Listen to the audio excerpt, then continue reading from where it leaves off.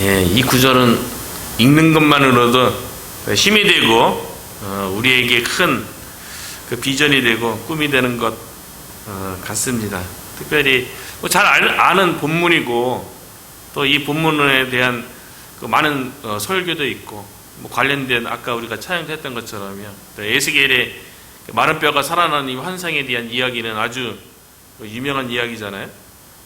근데 이게 하나님께서 주시는 그 비전, 그 환상에 대해서 이번에 다시 한번 이렇게 묵상하면서 중요한 거는 상황이 아니구나, 나를 둘러싼 환경이 아니구나, 중요한 거는 나구나, 그런 생각이 들었어요. 왜냐하면 아주 절망적인 상황 가운데, 불가능하다고 여기는 그런 상황 가운데 하나님께서 권능으로 에스겔 선지자에게 임하고 하나님의 영이 그를 이끌었을 때 하나님께서 행하실 놀라운 비전과 꿈, 하나님의 계획을 보게 된 거거든요.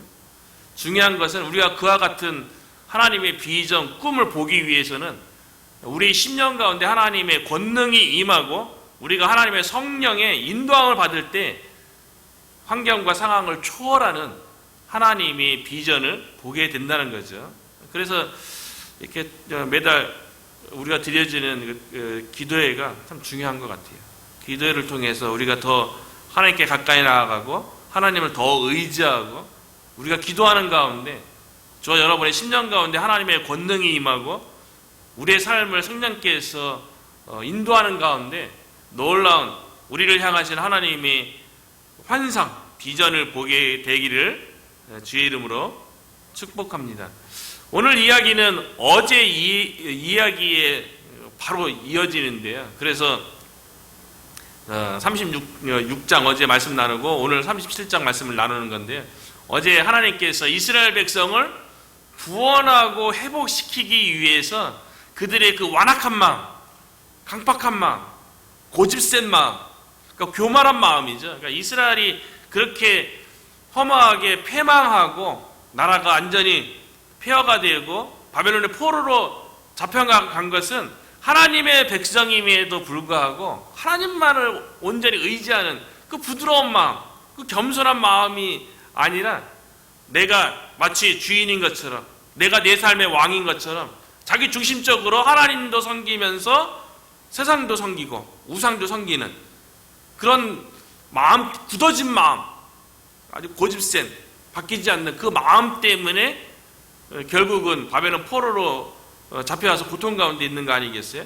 그 포로라는 그 고단한 삶을 통해서 하나님께서는 연단되어지고 모든 더럽고 가증한 그런 모습들이 회개를 통해서 깨끗해지기를 바라는 거죠.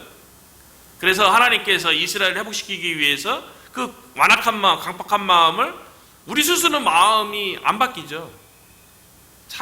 좀처럼 바뀌지 않는 게 마음인데, 그래서 하나님께서 이스라엘 가운데 새 마음을 주시고 새 영을 불어 넣어서 회복시켜 주겠다. 이스라엘 땅도 다시 갈 수 있도록 회복시켜 주고 이스라엘과 하나님과의 관계를, 나는 너희 하나님이 되고 너희는 나의 백성이 될 거라, 관계의 회복까지 어제 말씀하셨다면요, 새 마음과 새 영으로 그렇게 하겠다는 거였죠. 오늘 본문은 그와 같이 말씀하신 하나님의 말씀에 대해서 우리들도 하나님의 말씀을 통해서 지적으로는, 감정적으로는 그럴 수 있다라고 여길 수 있잖아요. 그런데 마음 가운데, 확신 가운데 거하려면 뭔가 보고 경험해야지 하나님께서 말씀하신 것에 대해서 확증할 수가 있죠.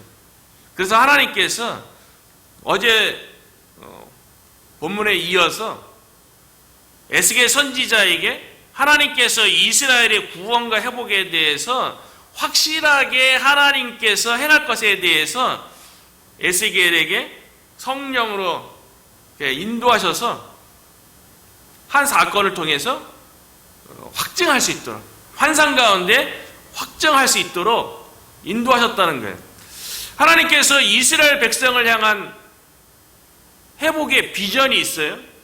그 과정을 이루는 데 있어서 하나님께서 에스겔 선지자를 어디로 데려가냐면 1절에 보니까요, 여호와께서 권능으로 내게 임재하시고 그의 영으로 나를 데리고 가서 골짜기 가운데 두셨는데 거기 뼈가 가득하더라. 왜 하나님께서는 모든 것을 회복시켜 줄 것에 대해서 말씀하시고 관계도 회복시켜 주고, 비록 지금 바벨론 땅에 포로로 생활하지만 그렇게 그리워하는 고향 땅 이스라엘로 돌아갈 것에 대해서, 나라의 회복에 대해서 그렇게 말씀해 주시고는, 그리고 이스라엘 백성이 온전히 하나님만 의지할 수 있도록 그 마음을, 부드러운 마음이 되도록 새 영, 새 마음을 불어 넣으시겠다고 말씀하시고서는 환상 가운데 에스겔 선지자를 데려간 곳이 어디냐면 이상한 골짜기예요. 무덤가도 아니죠. 보니까 한 골짜기에 뼈가 가득하대요. 뼈는 원래는 게 무덤 안에 있던가 동굴, 이스라엘의 매장 형태는 바위를 뚫어갖고 시신을 안에다가 넣는 거니까 어떻게 이렇게 동굴 안에 뼈들이 있어야죠. 근데 뼈들이 골짜기 바깥에 이렇게, 한국식으로 하면 무덤가가 파헤친 무덤에 들어가 있는 게 아니라 무덤 바깥에 이제 뼈가 이렇게 널브러져 있는데 그 뼈가 가득하고 그렇다는 거예요. 그 현장에 에스겔 선지자를 하나님께서 성령으로 인도한 거예요. 그리고 2절에 보니까 그 뼈의 상태들을 보니까 그 뼈 사이로 에스겔 선지자를 하나님께서 성령으로 이렇게 데리고 가는 거예요. 2절에 보면 나를 그 뼈 사방으로 지나가게 하시기로 본즉 그 골짜기 지면에 뼈가 심이 많고 아주 말랐더라. 이거 보니까 주변에 있는 게 다 뼈인 거예요. 골짜기에서요. 그 뼈의 상태를 보니까 아주 말라있는, 죽어서도 더 이렇게 악한 상태에 있는,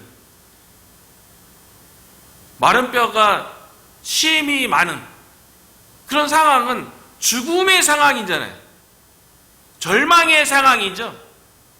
불가능의 상황인 거죠.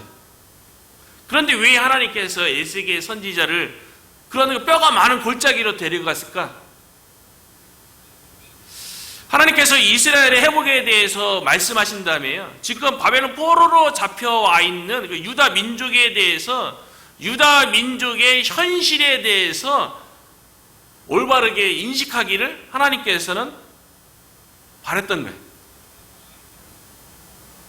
골짜기에 있는 수많은 마른 뼈들을 보면서 그들에게 어떠한 소망이 있겠어요? 어떠한 가능성이 있겠어요? 어떠한 미래가 있겠어요? 아무것도 할 수 없어요. 죽었어요. 죽으면 끝이에요. 죽으면 절망이에요. 아무것도 할 수 없음을 하나님께서 에스겔 선지자에게 환상을 통해서 보여주는 거예요. 이거는요, 바벨론 포로로 잡혀온 그 유다 민족이 자기 스스로를 위해서, 더 나은 상황을 위해서, 구원을 위해서 뭔가 할 수 있는 게 아무것도 없다는 거예요. 그냥 심이 말라 비틀어진 뼈에 불과하다는 거예요. 그 현실을 보게 하는 거예요. 이게 너무나도 중요한 것 같아요. 이 본문을 다시 보면서 왜 중요하냐면, 내가 처해 있는 그 상황과 환경이 아주 절망이고 죽은 것 같은, 마른 뼈 같은 상황이라고 내가 인식을 해야지 하나님을 찾는 거예요. 하나님을 바라보는 거예요.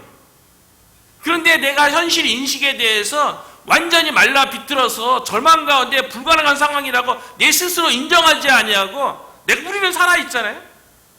생명이 있잖아요. 육신의 생명이 있고 생각이 있고 감정이 있으니까 내가 뭔가 할 수 있다라고, 조금이라도 이 상황 가운데, 이 절망적인 상황 가운데 내가 뭔가 조금이라도 할 수 있을 거라고 생각되어지면 인간의 심리는 아주 고약해서요, 하나님 찾는다가 찾지만 간절하게 모든 것을 걸고 하나님 찾지 않습니다. 완전히 죽었다고 내가 생각을 해야지, 상황이 불가능하다고 여겨져야지. 어제도 12회 동안 혈루증 앓았던 여인처럼 아무 소망도 없다고 내가 마른 뼈라고 생각할 때 나에게서 어떤 소망을 발견하는 것이 아니라 그 완악하고 강박한 마음이 좀 부드러워지고 좀 겸손해져서 그때야 비로소 이제 하나님만 온전히 바라보고 의지하게 된다는 거예요. 바벨론 포로라는 그 절망적인 상황 가운데 어제도 얘기했지만요, 오직 희망은 하나님께만 있는 거예요. 그 상황을 바꿔줄 수 있는 분은 하나님밖에 없다는 거예요. 그래서 3절에 보면 그 마른 뼈가 많은 곳에 막 하나님께서 성령으로 에스겔 선지자와 함께 걸어가면서 이렇게 얘기하는 거예요.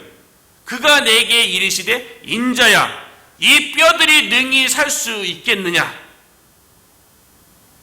주변에 보니까 온통 뼈들로 널브러져 있는데, 아니 뼈는 살도 없어요. 살도 바람에 다 날아가고 그 뼈도 그 바람에 의해서 말라 비틀어진, 살갗이 뭐 없어진 그런 뭐 그 튼실한 뼈도 아니고 바람에 의해서 수분까지 다 날아간 말라 비틀어진 그 뼈를 보여주면서 이 뼈들이 능히 살 수 있겠느냐. 근데 참 놀라운 거는 참 묵상 가운데 하나님께서 이렇게 질문했다는 게 은혜더라고요. 하나님께서 이렇게 질문했다는 거는요, 이미 하나님은 이 뼈들이 살 수 있다는 해답을 하나님은 갖고 계신 거예요. 그러니까 하나님께서 질문한 거예요. 마른 뼈들이 살 수 있다는 해답이었으면 하나님께서 질문하겠어요? 질문하지 않죠. 이 뼈들이 능히 살 수 있겠느냐. 중요한 거는 상황이 알무리 절망적이고 불가능에 놓여있는 그런 문제라 할지라도요, 하나님의 음성이 들려오면 그곳에 희망이 있는 거예요. 하나님의 음성을 들으면 희망이 있는 거예요. 에스겔 선지자는 알았죠. 이 뼈들이 능히 살 수 있겠느냐. 뼈에는 소망이 없어요. 뼈에는 가능성도 없어요. 그래서 에스겔 선지자가 이스라엘의 그 유다 민족의 그 교만한 마음, 삶의 주인이 마치 나 자신인 것처럼 살아왔던 그들의 부모 세대들, 그것이 아니, 그런 마음이 아니라 다른 마음의 고백을 하는 거예요. 그래서 에스겔 선지자가 하나님의 그 질문에 에스겔도 알았던 것 같아요. 마른 뼈가 살아날 수 있는 방법은 이스라엘 백성에게 있는 게 아니고 하나님에게 있다는 걸 아는 거예요. 저와 여러분에도 그와 같은 고백이 있어야 돼요. 그래서 3절 후반부에 보면요, 에스겔 선지자가 이렇게 고백하는 거예요. 내가 대답하되 주 여호와여 주께서 하시나이다. 마른 뼈가 살아날 수 있는 그 방법, 이스라엘에게는 없는 거예요. 바벨론 포로로 잡혀온 유다 민족에게는 없는 거예요. 우리들도 마찬가지죠. 우리의 삶 가운데 절망적인 상황 같은, 이스라엘이 마른 뼈와 같은 그 상황 가운데 있는 것처럼 우리의 삶 가운데에도 마른 뼈와 같이 어떤 가능성, 어떤 소망도 발견할 수 없는, 뭘 해야 되나, 어떤 해답도 찾을 수 없는 그런 문제에, 그런 상황 가운데 우리들도 놓여 있을 수 있고 또 놓여 있기도 한 거죠. 그때 우리의 대답이 하나님 앞에 에스겔 선지자 같은 그와 같은 고백을 할 수 있어야 되는 거예요. 주 여호와여 주께서 하시나이다. 어쩌면 이 시간에 그렇게 하나님께서 우리에게 질문한지도 모르겠죠. 이 뼈들이 능히 살 수 있겠느냐. 뭐 이거 에스겔 선지자에게만 던진 질문이겠어요? 하나님의 감동으로 쓰여진 이 성경 말씀이 오늘날 성경을 통해서 우리에게도 동일하게 말씀하고 동일하게 질문을 던지는 거죠. 이 뼈들이 능히 살 수 있겠느냐. 저와 여러분은 하나님 앞에서 어떤 대답을 하시겠어요? 대답은 오직, 어제도 예수의 유일성 얘기했지만 오직 대답은 하나님께, 오직 대답은 예수 그리스도에게만 있는 줄로 믿습니다. 그래서 에스겔 선지자가 주 여호와여 주께서 하십니다. 주님만이 마른 뼈를 살 수 있는, 그 살릴 수 있는 그 길을, 그 방법을 하나님만이 하십니다. 하나님이 못할 일이 뭐 있겠어요? 아무것도 없는 데서 우주 만물을 창조하신 그분이, 마른 뼈는 뭐 그래도 재료라도 있잖아요. 아무것도 없는 데서 무에서 유를 창조하신 분이 유에서 유 창조하는 건 아무것도 아닌 거죠. 하나님께서 아브라함에게 얘기하잖아요. 자녀를 못 낳는 사라를 향해서 여호와께 능치 못할 일이 있겠느냐. 여호와께 능치 못할 일이 뭐 있겠어요? 모든 일이 다 가능한 거죠. 에스겔의 고백처럼 하나님만이 대답인 거예요. 하나님만이 살 길이 있는 거예요. 그러니까 하나님께서 에스겔 선지자에게 이렇게 이야기합니다. 4절에 보니까요. 또 내게 이르시되 너는 이 모든 뼈에게 대언하여 이르기를, 하나님께서 마른 뼈가 살아나는 길, 죽었다가 다시 살아나는 것, 이걸 뭐라고 얘기합니까? 부흥이라고 얘기하는 거예요. 부흥의 방법에 대해서 다시 살 길, 리바이벌, 다시 살아나는 길에 대해서 하나님께서 에스겔 선지자에게 이야기하는데, 우리들도 마찬가지예요. 우리의 개인의 삶 가운데에도 우리의 영혼이 리바이벌, 다시 살아나는 길, 가정 가운데 리바이벌, 다시 살아나는 길, 부흥되는 길, 또 우리 교회 가운데 다시 살아나는 길, 부흥되어지는 그 길에 대해서 하나님께서 두 가지를 말씀하시는데요. 첫 번째 핵심은 뭐냐면 하나님의 말씀이라는 거예요. 하나님의 말씀이 부흥케 한다는 거예요. 그래서 4절에 보면 너는 이 모든 뼈에게 대언하여 이르기를 너희 마른 뼈들아 여호와의 말씀을 들을지어다. 뼈가 살아나려면요, 누군가가 대언이 있어야 되는 거예요. 대언. 하나님의 말씀을 전해줘야지, 전해진 그 말씀을 통해서 마른 뼈가 살아난다는 거예요. 되게 중요한 것 같아요. 생각으로 되어지는 게 아니에요. 입술을 통해서 하나님의 말씀이 대언되어져야 된다는 거예요. 그래서 몇 가지 하나님께서 에스겔 선지자에게 하시는 말씀이 에스겔 선지자를 통해서 마른 뼈들에게 대언되어져요. 하나님의 말씀이 마른 뼈에게 주어지는 거예요.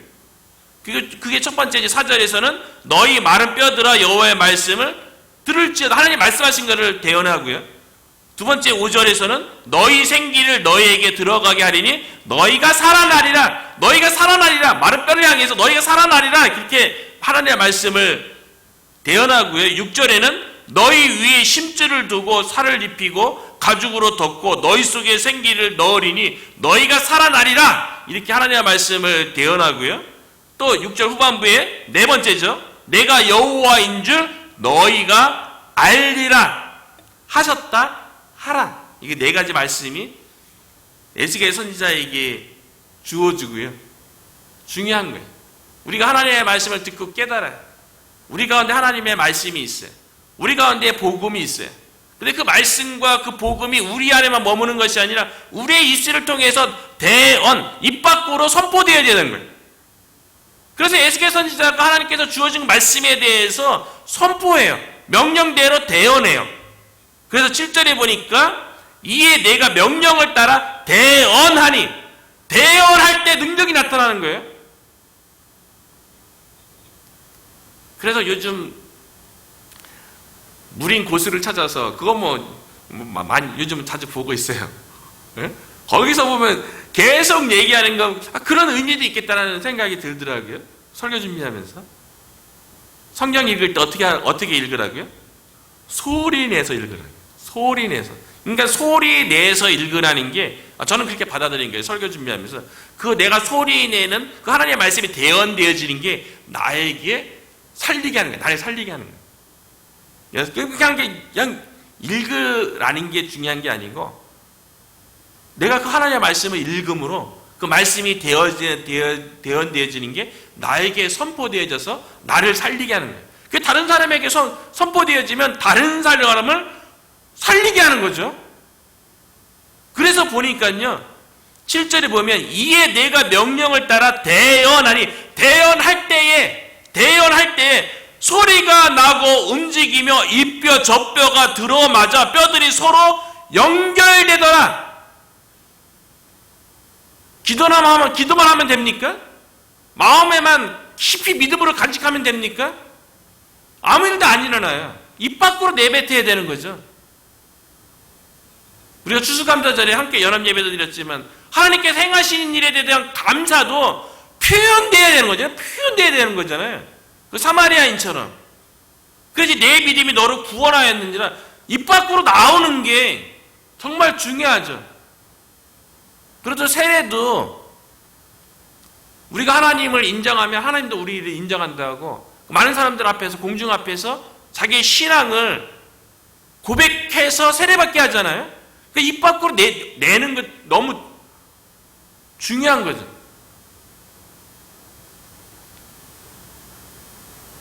에스겔이 또 말씀을 대언하고 또 보니까요, 8절에 보니까 그 뼈에 힘줄이 생기고 살이 오르며 그 위에 가죽이 덮이나 그 속에 생기가 없더라. 하나님의 말씀을 대언하니까요, 마른 뼈들이 막 이렇게 좀 튼실해지고 뼈와 뼈들이 막 흩어져 있던 것들이 막 뼈끼리 막 붙고요. 뼈가 붙은 다음에 그 위에 막 살이 막 덮고요. 마른 뼈에서 육체가 막 이렇게 힘줄도 생기고요. 살도 막 올라오고 육체의 모습으로 막 이렇게 변화되어지는 말씀 속에서 부흥이 일어나는 거죠. 말씀 속에서 살아나는 거죠. 우리의 삶 가운데도 하나님의 말씀을 좀 입 밖으로 내는 게 참 중요한 것 같아요. 복음에 대해서 입 밖으로 내는 게, 대언하는 게. 그래서 우리 가운데에도 뼈들이 서로 연락하여서 붙고 그곳에 힘줄도 생기고 그곳에 살도 붙는 역사가 나타나기를 주의 이름으로 축원합니다. 이것만으로 충분하지 않은 거예요. 부흥하는데 첫 번째는 하나님의 말씀이고 두 번째는 뭐냐면 하나님의 생기가 필요하다는 거예요. 말씀과 생기. 이 생기에 대해서요, 9절에 보니까 또 내게 이르시되 인자야 너는 생기를 향하여 대언하라. 생기에게 대언하여 이르기를 주 여호와께서 이같이 말씀하시기를 생기야 사방에서부터 와서 이 죽음을 당한 자에게 붙어서 살아나게 하라. 생기. 뼈가 튼실해지고 뼈가 다 붙고 살도 붙고 힘줄도 붙었어요. 근데 움직이지를 못하는 거예요. 힘이 없는 거예요. 그러니까 두 번째, 생기에게 명령해서 생기가 붙을 수 있도록. 이 생기는요, 히브리어로 루하우, 영이에요. 영. 이 루하우가 어디에 쓰였냐면요, 하나님께서 아담과 하와를 만드신 다음에 아담을 흙으로 빚으신 다음에 그곳에 생기를 불어넣어서 생영이 된지라. 하나님께서 성령을 불어넣어서 생영이, 살아있는 영이 되게 했을 때 쓰였어요. 그래서 여기서 이야기하는 이 생기가 바로 하나님의 영, 성령이 되는 거예요. 그러니까 다시 사는 데 있어서, 리바이벌 되는 데 있어서 중요한 거는 하나님의 성령이 붙어야 되는 거예요. 하나님의 성령의 인재가 있어야 되는 거예요. 그래서 10절에 이에 내가 그 명령대로 대언하였더니 생기가 그들에게 들어가매 그들이 곧 살아나서, 이제는 살아나서 움직일 수 있도록 일어나 서는데 극히 큰 군대더라. 힘이 있는, 싸워서 이길 수 있는 성령으로 인해서 극히 큰 군대가 되었다는 거예요. 오늘날에 그쵸? 뼈가 붙고 심줄도 있고 살도 붙었지만 그 안에 성령이 없으면 하나님을 위해서 아무 일도 할 수 없는 거예요. 그냥 육은 육인 거예요. 영은 영이라고 예수님께서 니고데모에게 얘기하잖아요. 하나님의 생기, 하나님의 성령이 들어가야 영적으로 극히 큰 군대가 하나님을 위해서 존재하게 되는 거죠. 지금 바벨론 포로 상황 가운데, 절망적인 상황 가운데 에스겔에게 보여준 비전, 환상이에요. 그래서 이 환상에 대해서 하나님께서 친히 해석을 해주는데요. 11절과 12절이죠. 또 내게 이르시되 인자야 이 뼈들이 누구라고요? 이스라엘의 온 족속이라. 이스라엘의 온 족속이라. 하나님의 백성이라고 일컬었지만 그 마음에 그 교만하고 완악하고 강팍해서 자기가 하나님이 왕이 아니라 자신이 왕인 것처럼 살아왔던, 그래서 나라가 멸망해서 포로되어 잡혀온 그들의 영적인 상태가 뼈들인 거죠. 그들이 이르기를, 그러니까 그들이 그 상황 가운데 우리의 뼈들이 말랐고 우리의 소망이 없어졌으며 우리는 다 멸절되었다 하느니라. 백성들이 다 소망 없이 사니까 우리는 뼈들이다.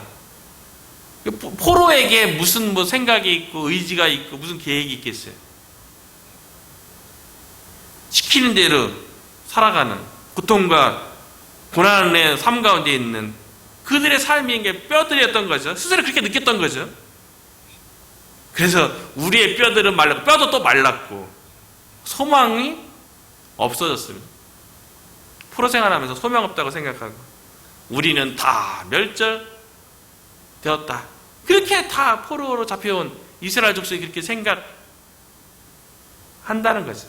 그러나 에스겔의 그 마른 뼈가 살아나는 그 환상을 통해서 하나님의 말씀을 통해서 하나님의 성령을 통해서 뼈들 같고 소망이 없고 멸절된 것 같지만 다시 극히 큰 군대로 부흥할 수 있으면 되살아날 수 있음을 말씀과 성령을 통해서 소망을 가지라는 거죠. 그래서 12절에 보면 그러므로 너는 대언하여 그들에게 이르기를 주 여호와께서 이같이 말씀하시기를 내 백성들아 내가 너희 무덤을 열고 너희로 거기에서 나오게 하고 이스라엘 땅으로 들어가게 하리라. 하나님께서 바벨론 포로에 잡혀있는 그 백성을 구원해서 이스라엘로 들어오게 하는 완전한 회복을 이루어 주시겠다는 확실한 그 비전을 환상을 통해서 보였던 거죠. 저와 여러분도 에스겔이 봤던 그런 환상을 하나님의 권능이 우리의 심령 가운데 임재해서 성령의 인도하심으로 참 말씀과 성령을 통해서 우리가 살아날 수 있고 우리 가정이 살아날 수 있고 우리 교회가 살아날 수 있고 그래서 극히 큰 군대로 하나님만이 이루실 수 있음을 온전히 주만 바라보고 주만 의지하는 저와 여러분이 되기를 주의 이름으로 축복합니다.